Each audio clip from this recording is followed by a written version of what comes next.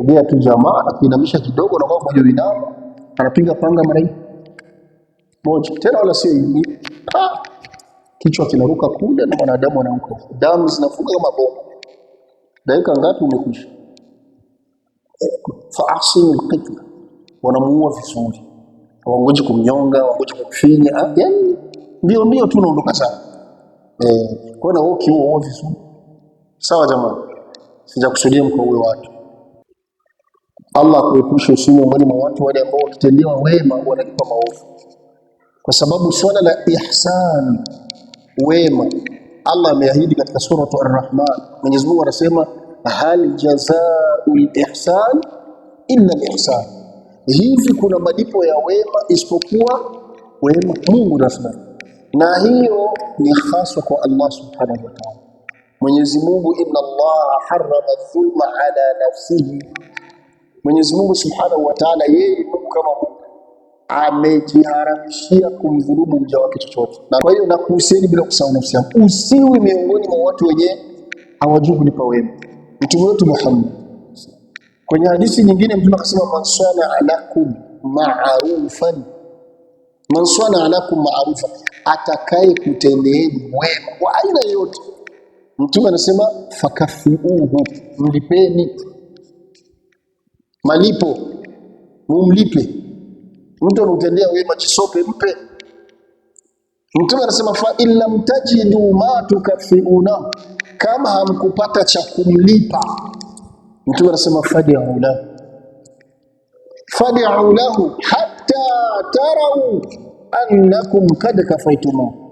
Kama hamkupata cha kumlipa, muombeeni dua, mzidishe kumuombea, hata tarau, mpaka pale mtahisi na kufahamu na kuona kwamba dua mlizomuombea kwa ule wema zatosha kuwa ni malipo. Sawa jamani, isikutokee hata mara moja mtu kukutendea wema ukamjipa maovu. Wallahi usisubutu. Usia wangu wa pili kwenu, tenda wema kwa binadamu, lakini usitaraji, usitegemei wa kulipa wema. Ikatokea wakakulipa wema utamshukuru Mola wako, lakini usitegemei binadamu kulipa wema. Ili wakikulipa wema iwe ni kama matokeo, kwa sababu ukitegemea kwamba hawa ninawatendea wema kesho watanilipa wema, ukawa na hayo mategemeo, kesho kama wakukulipa wema utaumia sana. Kumbe tenda wema, utegemee malipo wapi? Kwa Allah subhanahu wa ta'ala. Aliamrisha Mwenyezi Mungu, alihimiza nini? Al-ihsan ala kulli shay, kwa kila kitu Allah alihimiza tufanye ihsan. Ihsan maana yake nini? Tenda wema. Kila kitu Allah alihimiza tutende wema, hata kafiri, hata adui kimwamata vitani, tende wema. Uislamu umetufunza hivyo. Hata mnyama ukimfuga nyumbani, tende wema. Kataba al-ihsan ala kulli shay wa shay'un nakira. Na hii neno shay, kila kitu limekuja ni nakira, maana yake no comment. Ni kama mtu anataka kusema kila kitu chochote unachoona, usichoona, unachojua, usichojua, Allah amekiandikia kwamba kiendewe wema. Kwa hiyo kwenye hadithi Mtume akaanza kutaja baadhi ya vitu, lakini kabla tunataja Ujapo Islam, maadamu tumehimizwa kutenda wema na kuhusieni bila kusahau nafsi yako, usiwe miongoni mwa wanadamu wasaliti. Wako watu hata utendee wema aje, hata utendee wema aje, hivi Mungu kulipa wema. Na wakati mwingine hata wenye walidiriki wakajua utendea wema, wakisema fulani kwa Mungu kumbea wema alimsaidia, na msikia mtu anasema acha Mungu kwa bora ya nje, nyie hamyajui. Allah kuepusha usiwe miongoni mwa watu wale ambao wakitendewa wema wanalipa maovu. Kwa sababu swala la ihsan, wema, Allah ameahidi katika sura Ar-Rahman. Mwenyezi Mungu anasema hal jazaa'ul ihsan illa al-ihsan. Hivi kuna malipo ya wema isipokuwa wema? Mungu anasema. Na hiyo ni haswa kwa Allah subhanahu wa ta'ala. Mwenyezi Mungu, inna Allah harrama dhulma ala nafsihi, Mwenyezi Mungu subhanahu wa ta'ala, yeye Mungu kama Mungu amejiharamishia kumdhulumu mja wake chochote. Na ndio zile aya tunasoma katika suratu Az-Zalzala mwishoni kule, ambao wenye mleta suratu Zilzala, Mwenyezi Mungu anasema wa man ya'mal mithqala dharratin khairan ya, atakayetenda wema mithqala dharra, hata ukiwa mdogo sawa sawa na sisimizi, yara, siku ya kiyama utaletwa, atauona na atahesabiwa kwao na atalipwa kuhusu wewe. Wa man ya'mal mithqala sharran, na yule atakayetenda ubaya hata ukiwa mdogo atauona. Kwa nini? Inna Allah la yazlimu ahadan, Mwenyezi Mungu amdhulumu yeyote. Sawa jamani? Kwa hiyo Allah subhanahu wa ta'ala, ukitenda wema atakulipa wema, na ukitenda maovu atakulipa sawa na makosa uliyotaka, kama hatakusamehe.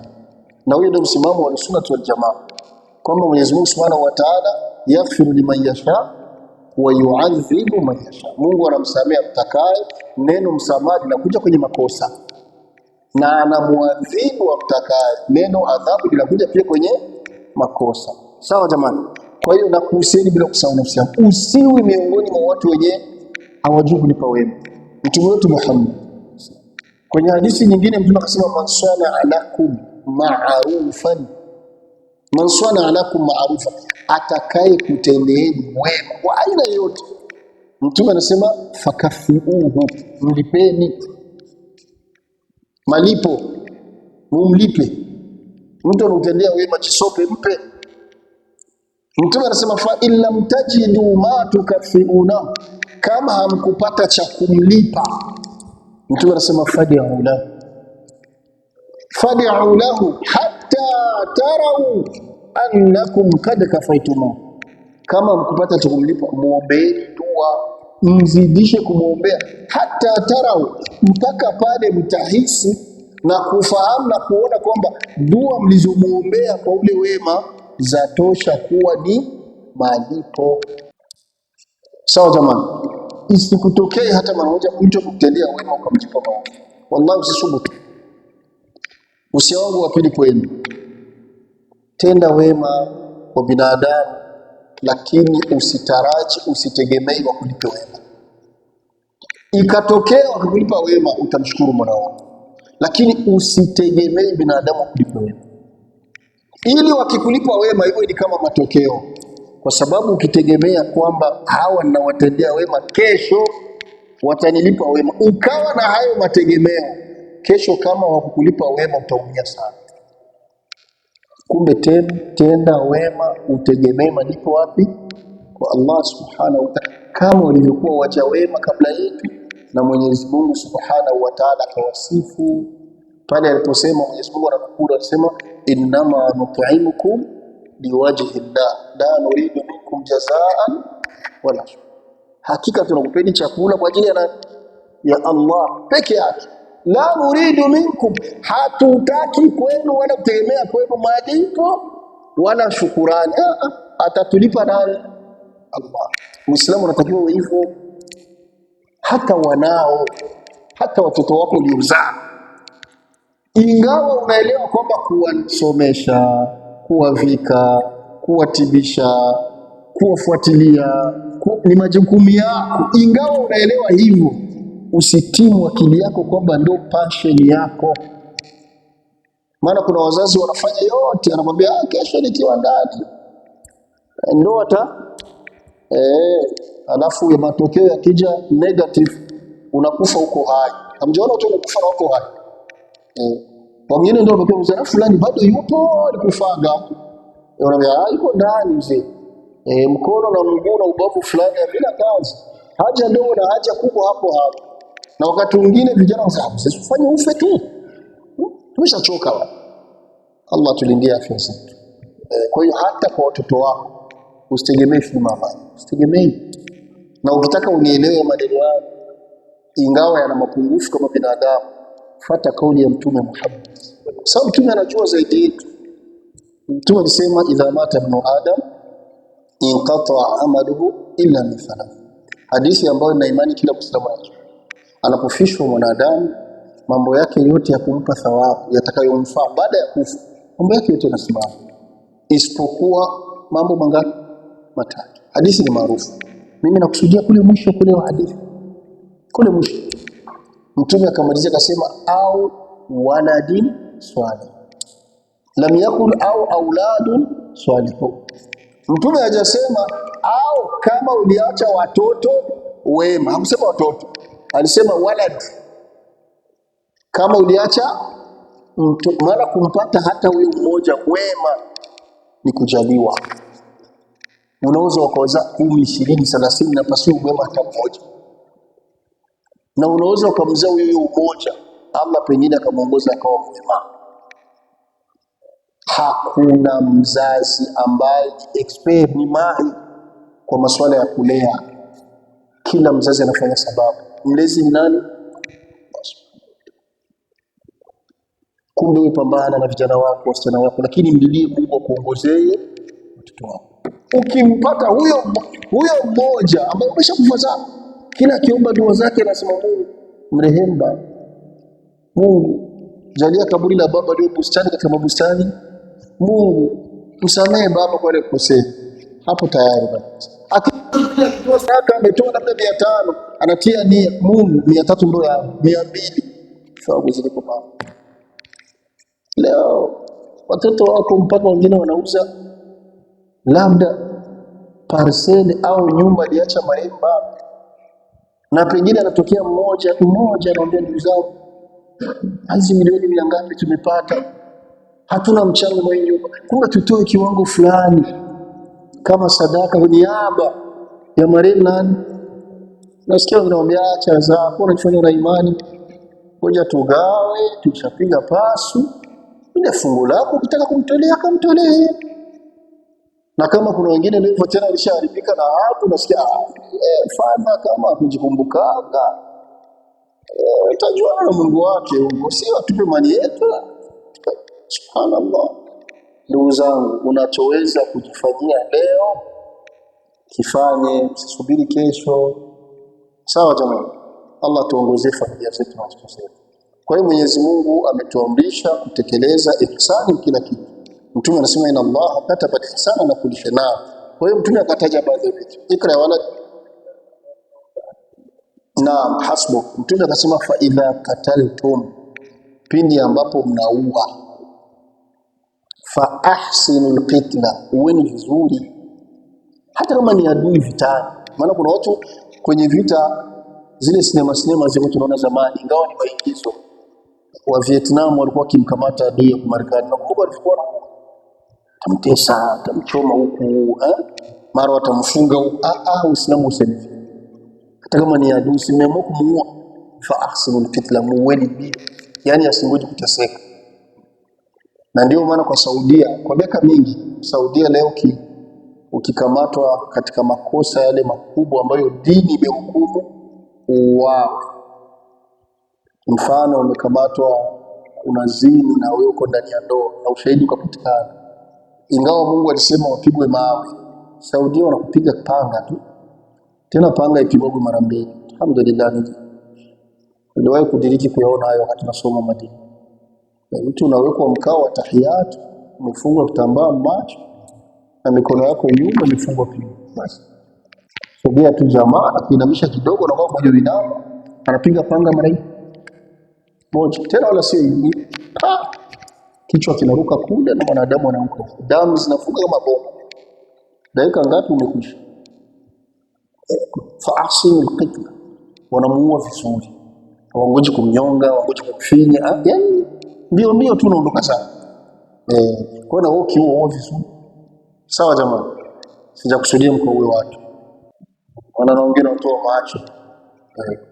Kwa hiyo kiuo huo vizuri, pana kuwazibu. Bwana kuna wanasema acha nimtoe ukucha kwanza, acha nimtoe jino. Sio huo tu. Na hapa ndo wachawi wenye wanauaga watu hapa ndio wataenda kujibu mbele ya Allah subhanahu wa ta'ala. Maana kwenye elimu ya uchawi hatujui wanaua vibaya au wanaua vizuri. kuna ushahidi. Na kwa hiyo wa idha qataltum fa ahsinu alqitla, ndio nasema jamani, maadamu Mungu alisema watu watende wema kila kitu, hata mkiua uweni vizuri. Kisha kaendelea akasema, na akasema mtume, wa idha dhabahtum, na pindi mtakapochinja. Kuchinja ni vile vichinjwa vyenu mnavikula, hata ukichinja kuku, hata ukitaka kuchinja mbuzi wako. Maana kuna watu wana tabia mbaya, anataka kuchinja mbuzi yake ya hakika au mbuzi kwenye laidi kubwa, yani kwa tabia mbaya, mbuzi ameifunga pale, ananoa kisu na mbuzi kwa anamtizama. Sasa umekataza, bali mtume amekataza kuchinja mnyama mwingine, mnyama huko unaona. Wallahi Uislamu umekataza. Yani hata kama unataka kuchinja mbuzi 2, 3, 4, ile ya kwanza mnapokuwa mnaiandaa, zile zingine siwekeni sehemu ambazo hazioni hivi. Ndio dini imetufunza. Yani ni kama vile utasema ukichinja kwa bado unaambia itu yako inafika, haijuzu.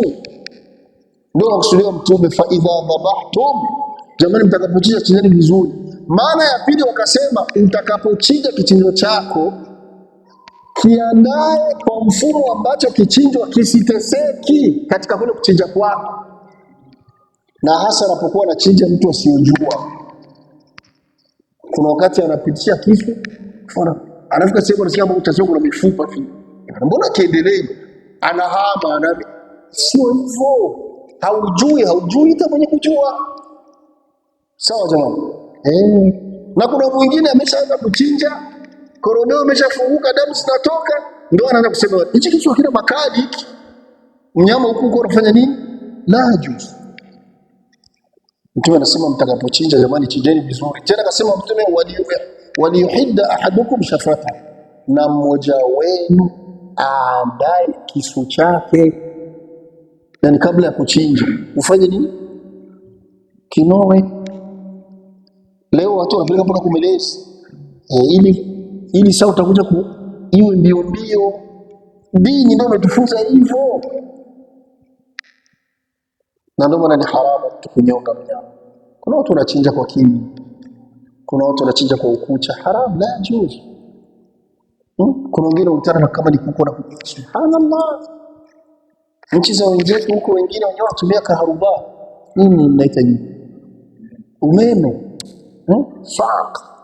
Yani kama ni ng'ombe, kama ni nini, napigwa tu shot ya umeme. Haramu, la juzu. La juzu. Uislamu umekataza. Mtume akasema, waliyuriha dhabihatahu, na kichinjwa chako jaribu kiliwaze. Yani unapotaka ukichinja, mfano ni mbuzi umetoa machinjano umeleta na nini, fika ipe maji ya kunywa. Wakati mwingine wakati wa kuilaza shika, maana kuna wengine hata haijachinjwa, namna tu imebanwa pale chini, hata wanasema jamani, hapana, si hivi. Unakuta mbuzi mmoja imebanwa na vijana 3 au 4, mmoja kashika miguu, mwingine kashika kichwa, mwingine sijui kwenye. Subhanallah, ni adhabu. Kama hujui.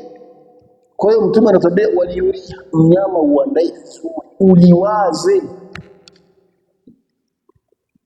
Kwenye hadithi nyingine mtume Muhammad akakataza usichinje mnyama ambao uko na watoto wadogo. Mnyama ambao uko na watoto wadogo haijuzu. Turohoro wa kuku kuna vifaranga vyake bado kidogo, chinjeni tu, la juzu. Labda ni mbuzi bado ananyonyesha, la juzu. Labda ni ng'ombe, haijuzu. Mtume alimkataza sahaba wake Abu Ayyub al-Ansari radhiyallahu. Abu Ayyub, siku moja Mtume Muhammad sallallahu alikuwa yuko kwake, mida ya mchana, jua kali, inasemekana ilikuwa ni kama baada ya salati dhuhur. Mtume amekaa kwake, akaona tu acha atoke. Alipotoka Mtume Madina, wakati huo mji mdogo, kutoka hivi anapiga macho, anamuona Abu Bakr Siddiq radhiyallahu anhu anatoka kwake. Anatazama mambo mengine, anamuona na Umar ibn Khattab radhiyallahu anhu anatoka kwake. Na mara nyingi Mtume kwa hata akiongea anasema dhahabtu ana wa Abu Bakr, nimeenda mimi na Abu Bakr. Mara nyingi Mtume alikuwa penye yuko na Abu Bakr na Umar. Akauliza Mtume, ma akhrajakum min buyutikum, kipi kimewatoeni katika majumba yenu sasa? Kila mmoja akajibu akasema, wallahi aljua ya Rasulullah, njaa. Na hawa ndio viumbe bora zaidi ya sisi na mwenye. Maana kila Muislamu katika Ahlusunna, msimamo wetu tunaamini kwamba baada ya Mtume katika ummati Muhammad kwa uchamungu, kwa imani, kwa ubora, Abu Bakar anawashinda wote. Na tunaamini baada ya Abu Bakar ni Umar ibn Khattab radhiyallahu anhu. Na tunaamini jinsi wanafuatana kuna uongozi makhulafa wani, na ndio jinsi wanazidiana ubora. Bakari ni bora kuliko Umar, na Umar ni bora kuliko Uthman, na Uthman ni bora kuliko Ali ibn Abi Talib. Hiyo ndio msimamo wa Ahlusunna wal Jamaa. Sawa jamaa. Wote wakaja kusema njaa, kusema njaa. Mtume akasema, wallahi na mimi kilichotoa nyumbani njaa. Mtume wa Allah ambaye akiomba dua inapokelewa, kusema na mimi njaa. Wapi tutaenda kuomba chakula? Mtume akamwambia tuingie hapa kwa Abu Ayyub, jirani yake. Wakaingia kwa sahaba huyo Abu Ayyub al-Ansari radhiyallahu anhu, mtu aliyetendea Uislamu haki. Alimpa Mtume nafasi ya kulala wakati Mtume amefika Madina miezi 7. Mtume analala kwa ujamaa miezi 7 wakati wanajenga Masjid Nabawi. Mtume Muhammad na huyu akautumikia Uislamu, hakufia hata Madina, alifia fi biladi al-Constantinople ambayo yenyewe mnaita Turki kwa leo, Uturuki. Ndio kaburi lake liko Abu Ayyub al-Ansari, kufa kwa tangazo Uislamu. Alipokuwa yuko pale, Mtume kaingia yeye na Abubakar na Umar, kuingia wa salamu alaykum wa rahmatullahi wa barakatuh, akawakaribisha mke wake Ayyub, mke wa Abu Ayyub. Karibuni. Walipofika akamuuliza yuko wapi na akamwambia yuko huko shambani, ngoja nimuite. Kabidi mama akawa ameenda kule nyuma, akamwambia mume alikuwa yuko kwenye mashamba yake ya tende jina mpaka. Akamwambia kuna wageni. Nani na nani? Akamwambia. Akatoka kule akaja mbio. Fika akashukuru Mungu sana, akasema Mwenyezi Mungu ni mkubwa, Allah ameniletea watu muhimu sana kwa Mtume Muhammad sallallahu alaihi wasallam, kama mgeni na Abu Bakr na Umar. Allah ameniletea watu muhimu sana. Kwa mpokea, baada ya kupokea kwa dakika akarudia kule shamba, akakata kole la tende, akaja kuletea tende akawakili. Alipowakilimu, huyu ni mwanafunzi wa Mtume, ameshapokea kwa Mtume, man kana yu'minu billahi wal yawmil akhir falyukrim dhayfa. Alimwamini Mungu na siku ya mwisho, mkirimu nani? Mgeni wake. Na imepata wageni, hawakungoja kujieleza eti tuna njaa. Wageni lazima wakirimiwe. Ninyi wa leo mnafutu, watu wakija baada ya dhuhuri tumekataza kutembeleana baada ya salatu dhuhuri bwana, wakati wakaibuna. Na ikiwa hajaingia kigonga kule, nasikia funga geti, huyo afataki madarasa huyo. Subhanallah. Huyu bwana baada ya kunyakata shule akapewa Ayub, akamwambia mke wake, chukua ule unga na nini, tengeneza mikate. Ile kondoo iko wapi? Leta tuchinje, tuweze kukirimu wageni. Aliposema tu kondoo kuchinja, Mtume akamwambia utizame, usichinje inayojadili. Pamoja na kuwa ana njaa, pamoja na kuwa ni nyama, pamoja na kuwa anakirimiwa Mtume, lakini anatoa maelekezo, utizame usichinji inayoonyesha nyama. Mchukua mayai ya kuku na iko na nenda makaanga mayai na kula tena bila aibu kabisa. Nani mayai nimesha kuona ngapi yako 6 leta kwanza baridi bila aibu. Subhanallah. Na vizuri sana, sio kanunue mayai. Kwani umefunga kwa malengo itotoe au kwa malengo ya kula mayai? Maana ziko kuku ambazo makusudio mazima ni juu ya mayai kula, zipo. Na kuna zingine zinafungwa kwa kusudio ni juu ya nyama. Hizi sana. Kwa hiyo na malamali biniyat sio kuna changa hivi. Kwa hiyo akaandaliwa Mtume pale mikate nyingi mnaita, kwa maana nyingine ndio kama chapati za leo, na ndio ikachinjwa ikachunwa, minofu ikaandaliwa pale. Wageni wa Abu Ayyub wakapata chakula, alhamdulillah. Akawakirimu na maziwa, wako wanakula. Mtume Muhammad bi abi wa ummi, mzazi wetu, akalia.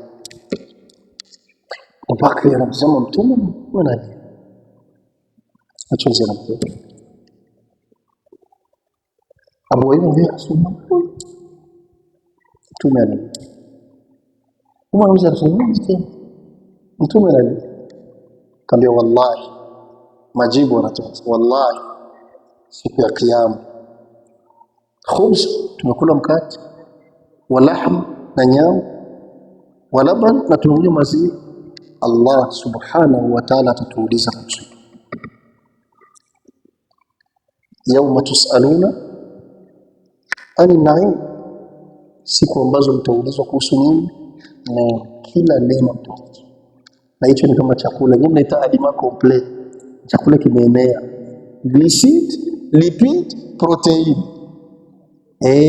Ukirudi chiza sanganya ngaburo na nini nyingine taka ndanga, nguvu ndo glycid, panapokea protein na nini, ndema mwili. Yani chakula kimekamilika. Mtume anaje ushangalia jua kula. Allah tuongoze. Leo watu wa leo, mtu anakula na mpaka anaenda overdose. Yani mtu anakula, mfano unakutana na kijana na miaka 26 ameshakula venyengi kulaga kwa miaka 50,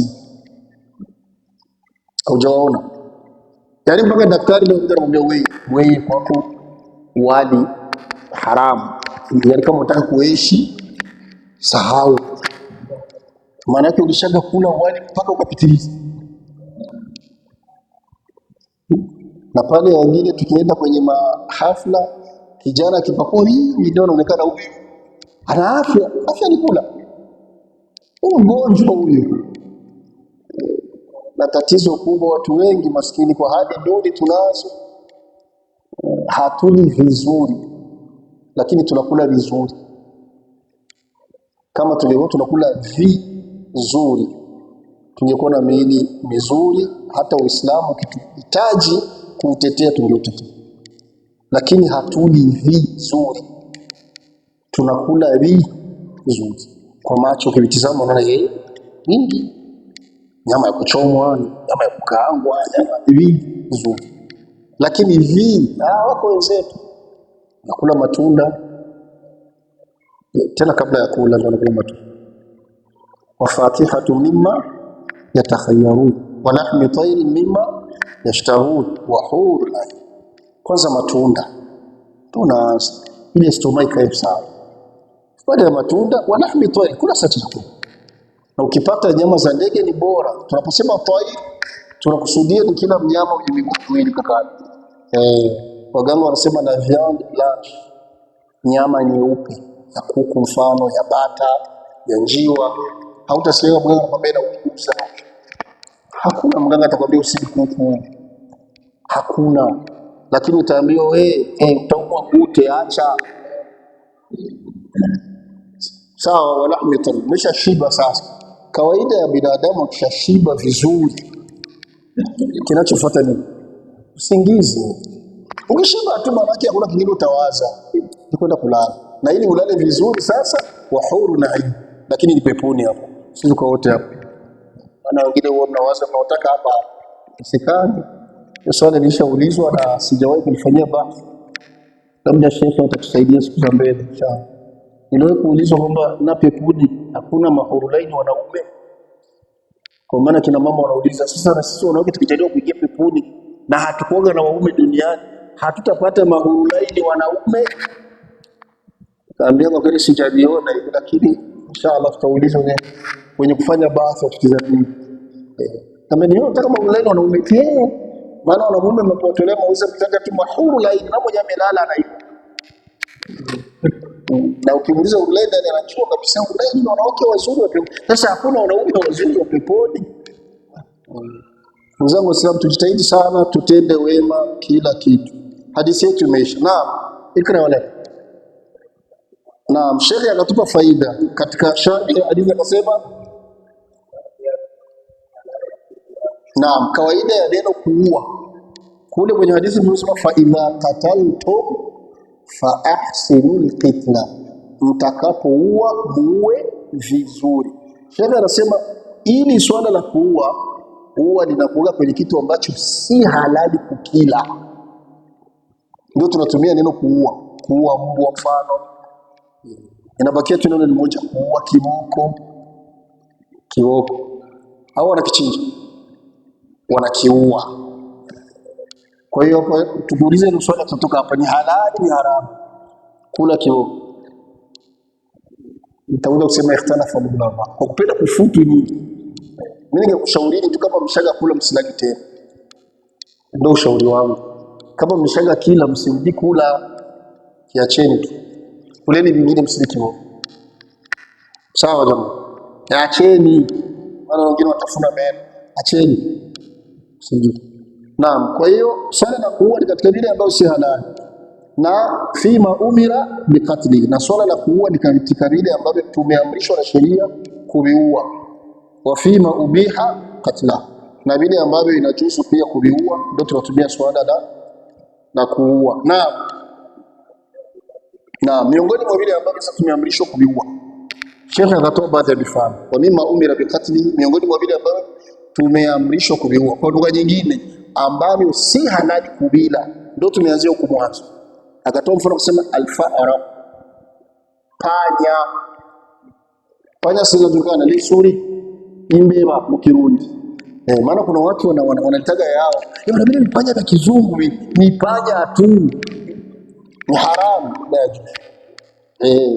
Na kuna wengine ndugu zetu huku, sitaki kutaja nchi hiyo, nchi ya huko magharibi ya Burundi, yaani wenyewe kwambia nasi panya za ndani zile, nikitoka huko kakimbilia kwa jirani, vita inaanza, jamaa yangu ndio huko, lazima irudi.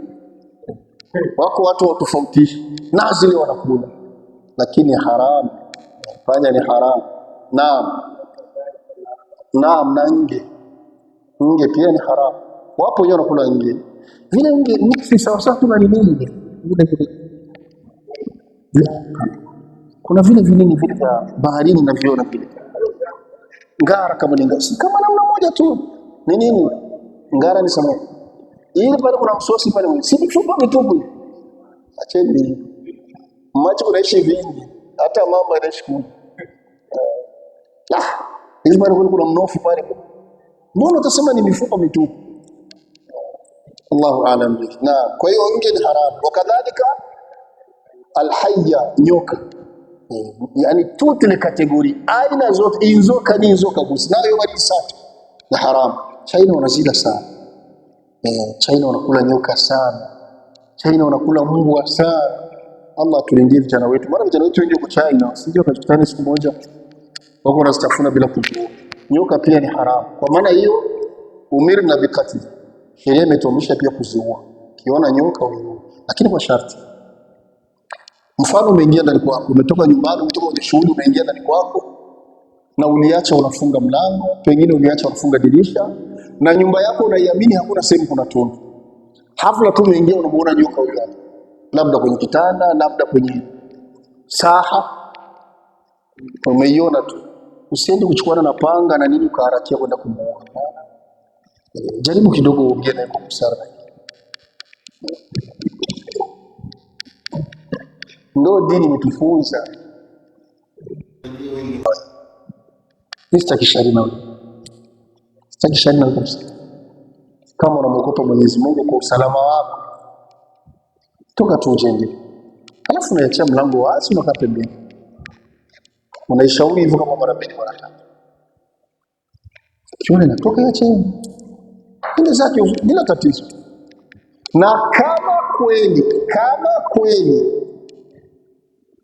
itakuwa ni nyoka, kwa maana nyoka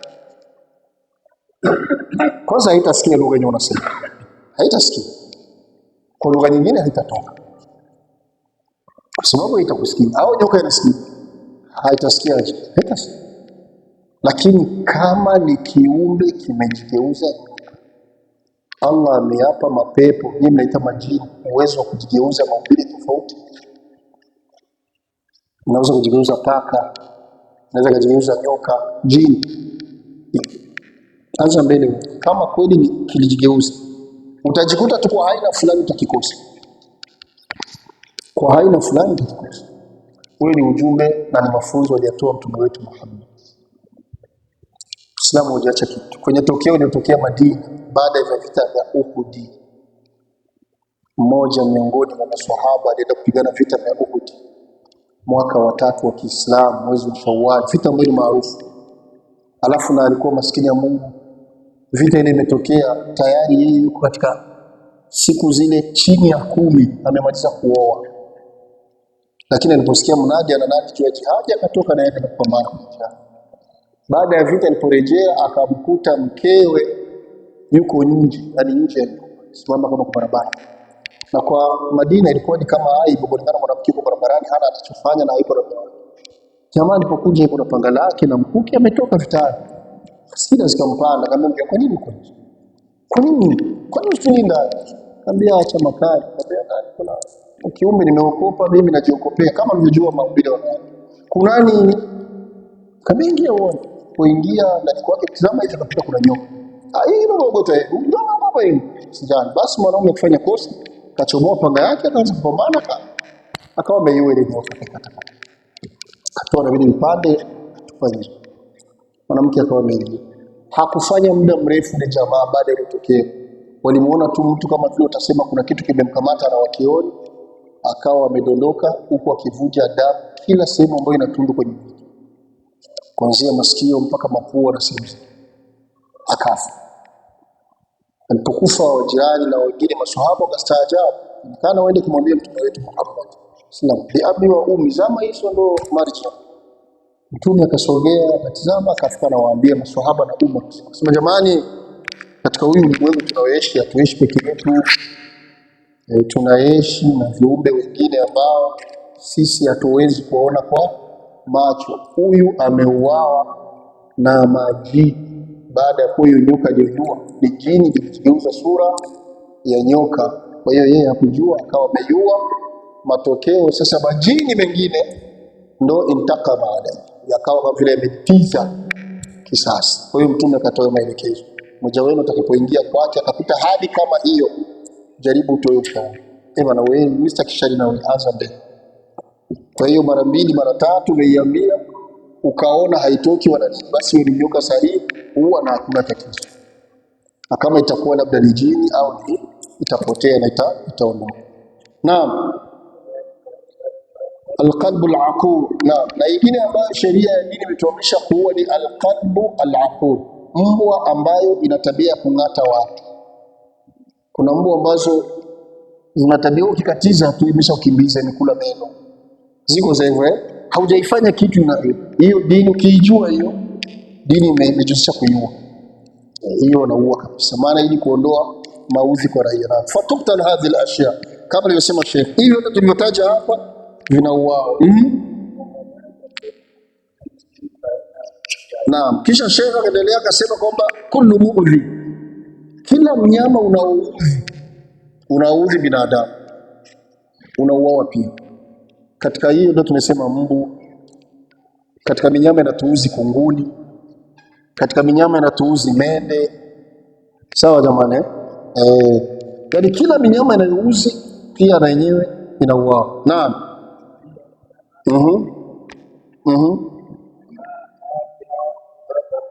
Taban kutila shar'an. Naam, kila kinachouzi. Yaani kaida maulama walisema kwamba kila mnyama ambao kimaumbile unaudhi binadamu, huyo inajuzu kuua. Kinyume chake sasa, kila mnyama ambao kimaumbile hauudhi binadamu haijuzu kuua. Sio, nimeeleweka? Iko minyama ambayo kimaumbile haiudhi binadamu. Mfano kama sisimizi zinauzi. Sisimizi haziuzi binadamu, au nyuki. Mbona mnagoma? Nyuki zinauzi binadamu.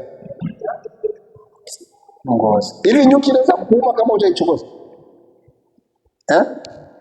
Inaweza. Kama hujaivuruga, hujaichokoza ikakuuma. Sidhani. Tena kwa mnabahatisha.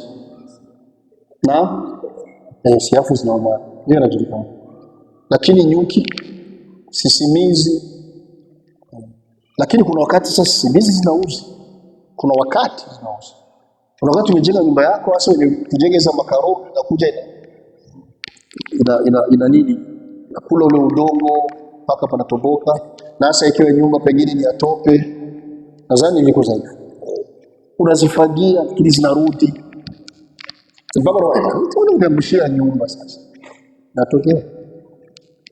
Kwa hiyo ikitokea zile ambazo aslan huwa haziuzi, lakini ikatokea zikauzi, sasa hapo zitauawa. Lakini kila chenye kinauzi kinauawa, kila kiunyama ambao usiouzi auawa. Naam, ndio tumesema hivi, yani kila chenye kimaumbile kitabia kinauzi, hicho kinauawa. Wama lam yu'dhi tab'an walakin sara minhu adhiya falaka qatlahu. Na ndio tumesema mnyama wote ambao asli hauudhi binadamu, lakini ukatokea sasa ukaudhi, huyo unauawa. Naam, hiyo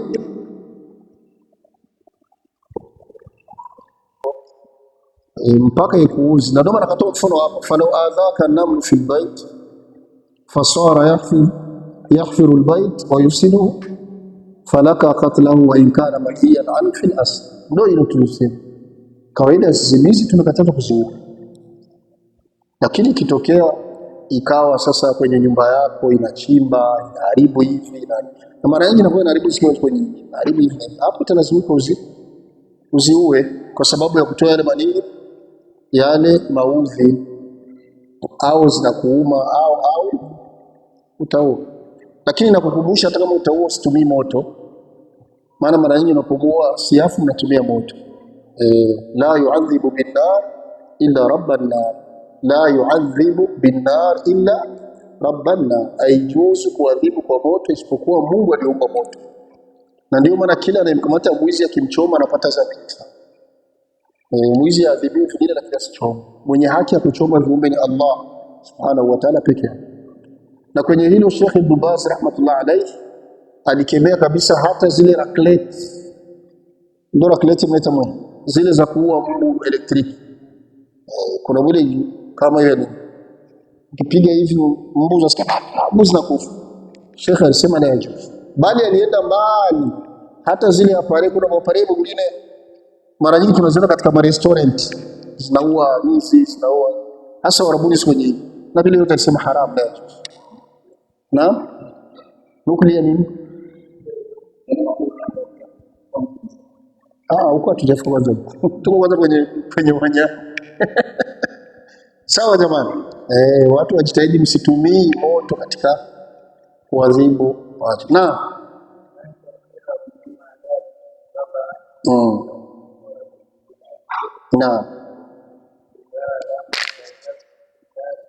Naam.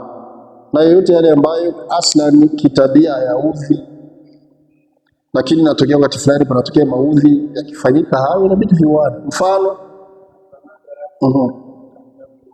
naam, Sheikh anasema mfano unapotaka kuua panya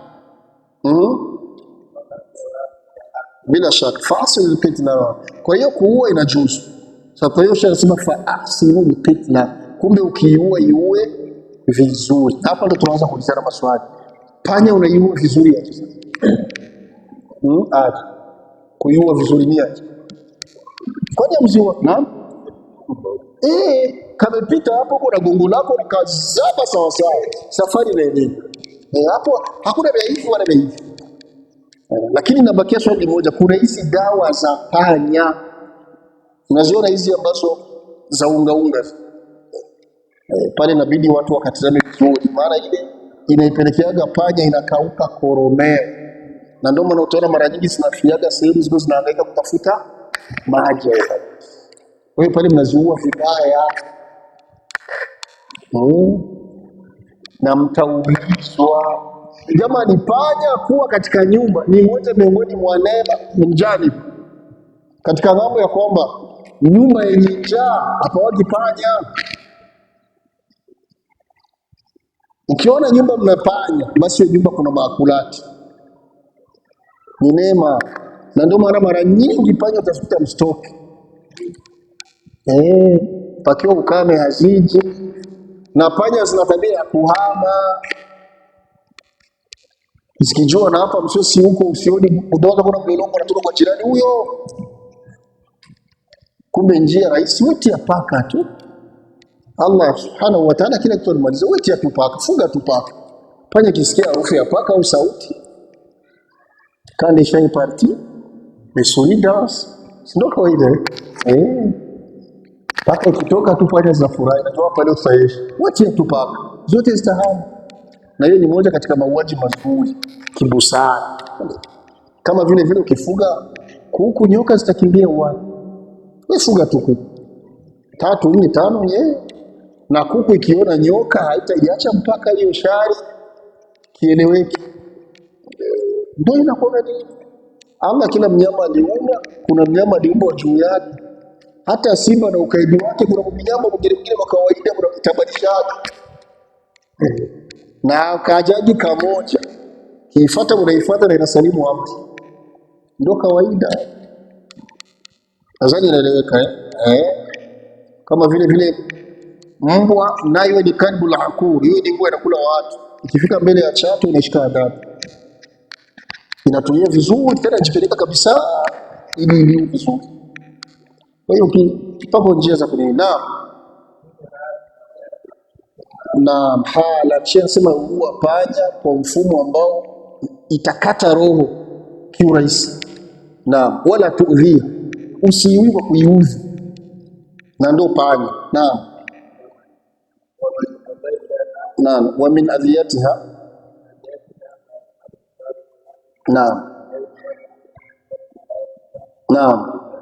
Naam, shekhe anasema katika kuiudhi au kuiua umeitesa ni yale ambayo yanafanya baadhi ya watu wanatia mitego ambayo inakuwa inaibana, alafu inakuja kufa imeshateseka, ile nayo yajuzu. Tena nasema thumma yadaa tamutu jawan wa atfa, anaiacha hivyo imeshakamatwa kwenye mtego, inakufa na njaa na inakufa na kiu, unapata dhambi.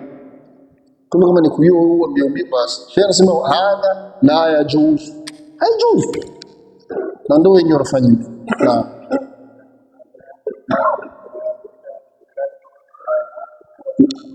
Tutaweza kweli?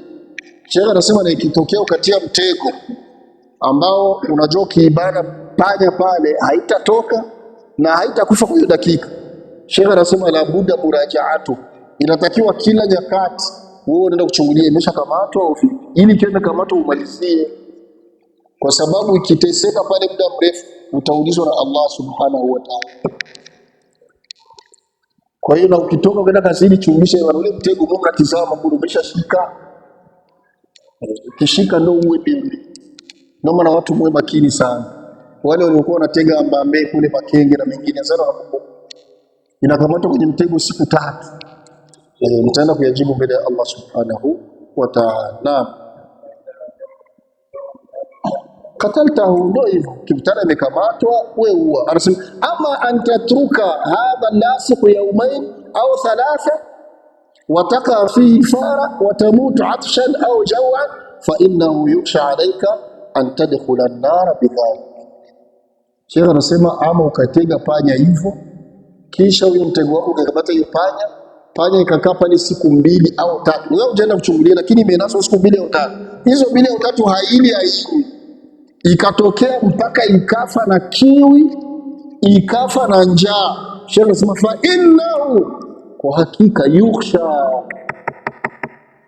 alayka, kwa hakika fahamu vyema, yawezekana hicho kitendo hicho kikakupelekea wewe antadkhulan nar, ukaingia motoni siku ya kiyama. Na akaileta dalili akasema bi anna an-nabiy sallallahu alayhi wasallam qala dakhalat an-nar imra'atun fi hirratin habasatha.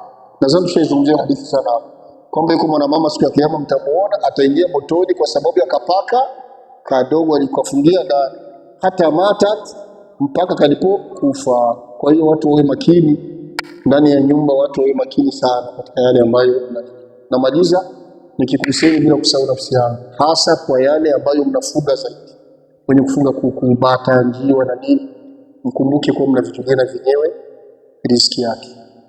Sawa jamaa, kwa sababu mbele ya Allah subhanahu wa ta'ala mtaulizwa.